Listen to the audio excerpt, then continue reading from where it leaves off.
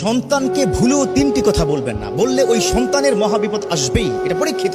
এক নম্বর কথা, সন্তানকে ভুলেও লানত দিবেন না। হয়তো রাগ করে বা সে কোনো বেয়াদবি কি করে ফেলেছে, অথবা আপনার সামনে মিসবিহেভ করে ফেলেছে, তারপরে যদি আপনি তাকে বলেন এই পোলাডারে জন্ম দিয়াই ভুল করছি, আছে না নাই, সমাজে আছে না এই কথা বলে, আহারে এই পোলাটা কেন যে হইলো, আমার কপাল পোড়া, এত মানুষ মরে এই পোলা কি মরে না কেন? একটা কথা বলে ফেলেছেন, আল্লাহ পর্যন্ত কিন্তু পৌঁছে যাবে, সারা জীবন কান্না করবেন, কাজ হবে না।